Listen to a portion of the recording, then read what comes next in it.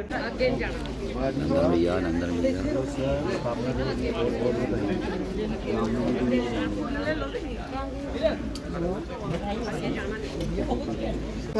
जय। भारत माता की जय। पार्टी जिंदाबाद जिंदाबाद भारतीय जनता पार्टी जिंदाबाद जिंदाबाद जिंदाबाद जिंदाबाद श्री नरेंद्र मोदी जिंदाबाद जिंदाबाद जिंदाबाद।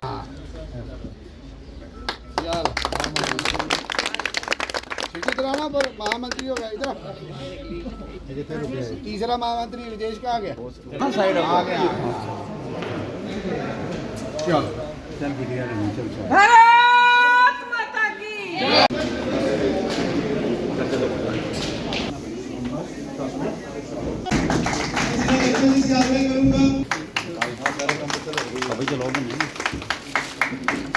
भारत माता की भारतीय जनता पार्टी जिंदाबाद, भारतीय जनता पार्टी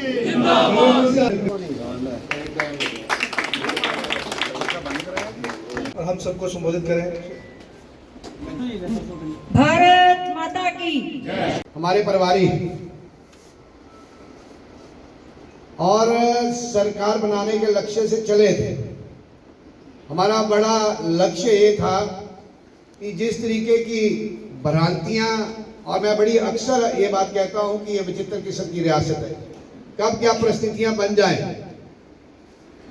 चुप साहब के जरिए मैं अपने राष्ट्रीय अध्यक्ष, देश के प्रधानमंत्री, होम मिनिस्टर साहब को इस बात की विशेष मुबारकबाद देना चाहता हूं कि ये जम्मू कश्मीर, जहां सेपरेटिज्म की बात होती थी, ना दो झंडे की बात होती थी, दो निशान की बात होती थी, जहां दो संविधान की बात होती थी, उसके साथ साथ जम्मू कश्मीर की असेंबली में कोई पाकिस्तान जिंदाबाद करता था।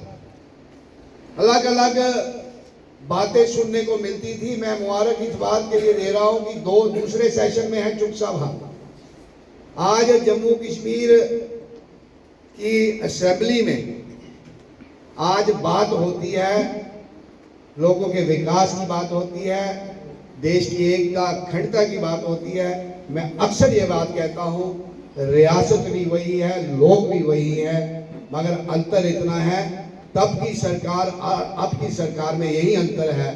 तब देश विरोधी ताकतें मजबूत थी, मगर आज हर आदमी, चाहे वो ट्रेजरी बेंचेस के हों, चाहे वो हमारे साथी हो जो हम हैं भाजपा वाले, आज एक ही लक्ष्य को लेकर हम सब चल रहे हैं कि इस देश की एकता अखंडता बनी रहे। और ऐसा माहौल, ऐसा वातावरण ऐसे हमारे प्रधानमंत्री साहब ने बनाया है। और चुप साहब को मैं एक बार फिर मुबारकबाद देता हूँ। अपने 45 वर्ष संघर्ष, तपस्या के, सेवा के, राष्ट्र हित में जीने के 45 वर्ष आज पूरे किए हैं। और भारतीय जनता पार्टी का गौरवमय इतिहास है।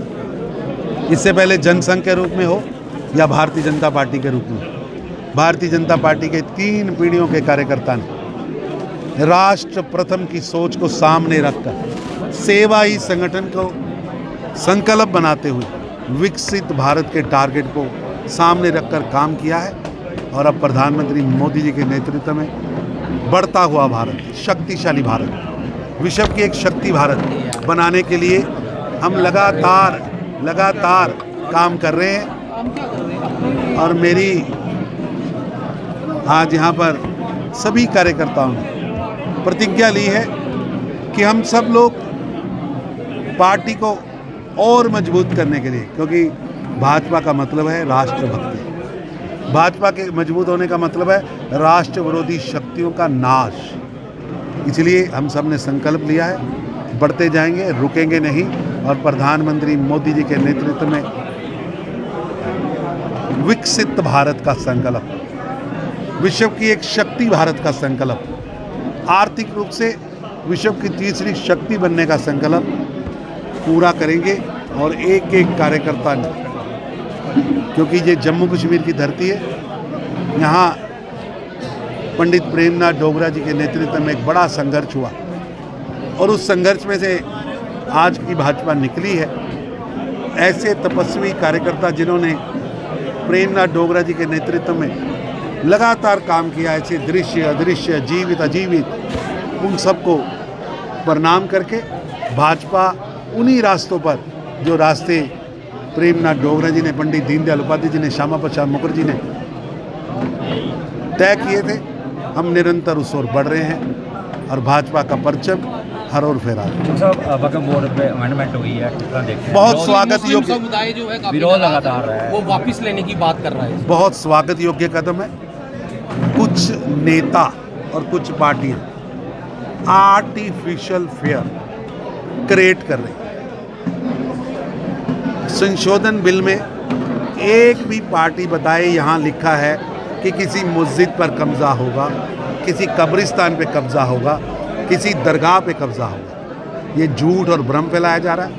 और मैं तो एनसी के नेताओं को, कांग्रेस के नेताओं को, पीडीपी के नेताओं को कहना चाहता हूं कि अगर उनके पास विधेयक की कॉपी नहीं है तो हमारे नेता उपलब्ध कराएंगे, हमारे विधायकों से, हमारे जिला अध्यक्षों से लें, लेकिन पढ़कर बोलें, झूठ और भ्रम ना पैदा करें। लेकिन ये बात भी तय है कि ये विधेयक अब लुटेरे गैंग को काम नहीं करने देगा। ये विधेयक भू माफिया को नहीं चलने देगा।